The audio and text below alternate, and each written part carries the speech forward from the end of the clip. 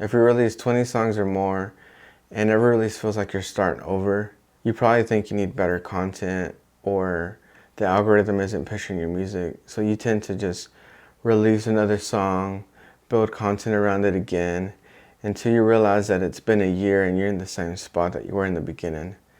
That was me until I had this realization that the moment a listener lands on my page or my music, I'm giving them a reason for them to stay or not. I learned this as I built my catalog as a music producer. Different business, same listener. People come back for the same reasons, whether it's either buying your beats or streaming your music. They ask themselves, do I want more of this? And I feel like a lot of artists get stuck here. So in this video, I'm going to share 3 shifts that helped me to stop chasing one good release at a time, to start building a catalog that gave people a reason to stay. The first shift for me was that I wasn't just creating music, but I was creating an experience. So as an artist, when a listener lands on your page or listens to your music, what's that experience that you want the listener to feel or even see, tying it down to the artwork, to the production, to the message, the way everything feels and feels more like you as an artist, because a lot of us as artists are looking at someone else's blueprint, what's working, what is making them stand out. But I believe that it's really what's inside of you, but you want to show the world more of. That's really the thing that's going to make you stand out, and that's what I did in my music. So a little context: I was in the gospel rap space, and I was seeing every producer doing the same artwork. The beats were similar, but they were pretty close. So one thing about me, the experience was when a listener landed on my page or my music on YouTube, they would get a scripture.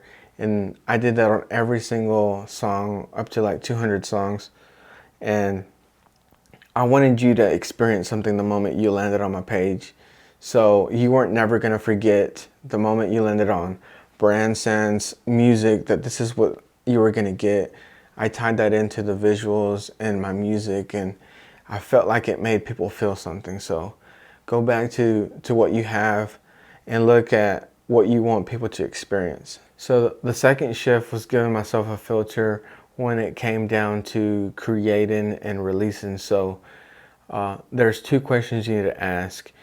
Does this sound like me? Does it serve my audience?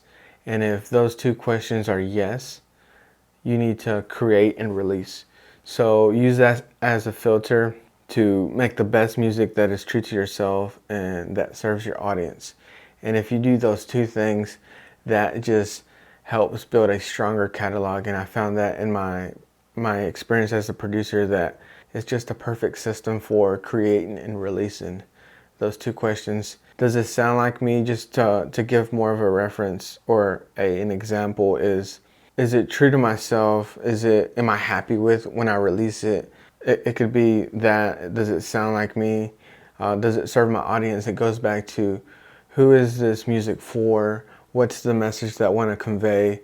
I'm not saying to be identical in everything sonically, but us as individuals, we're different. We have a lot of interests, so dig deep on that. What's the message that you want to share? Who's it for? You're serving the listener, so think of it like that.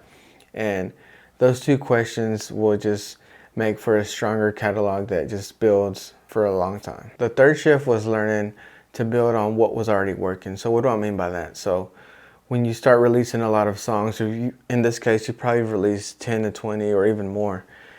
Go back to the ones that are working, the ones that are connecting, and tying back to point 2, where does it sound like me and does it serve my audience? If you ask those questions and it's a yes, then go back to what's working and see what the audience was saying, the emotion where you wrote that song and recorded it. Go back to that, because that's a pattern, a key of your catalog telling you what's potential and what's actually something that you can just double down on. And this is where you actually start building a strong catalog. So in this case, you're not reinventing yourself anymore. You're going off the data, off the results, because your audience is telling you already. Think about it like this way. I gave an example on Instagram where my son's birthday came up, and we bought him a bunch of gifts, and we bought balloons, the whole thing, and he wanted the balloon. He didn't want the toys. He wanted the balloon. He played with that for about 5 days. And what I'm trying to say is the audience will tell you what is the best song, what's working. He wanted the balloon. I thought he wanted the toys, but this whole time he wanted to play with what I was not even expecting. So go back to that, because there's a lot of data in the music that you've released. Even if it's small increments, it's telling you something. So that's one way to build and just double down on what's already working. And you'll be surprised how much your catalog is telling you, for you to even make it stronger, for you to have that long-term asset for yourself, and for your listeners to stay and stay connected.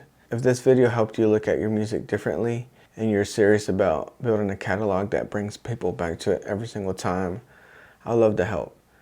I'm working one-on-one helping independent artists stop building songs from random and start building a catalog people always come back to. There's a link in the description. Check it out if you're interested. And before you write your next song, ask yourself this question: will this give someone a reason to come back? We'll see you in the next video.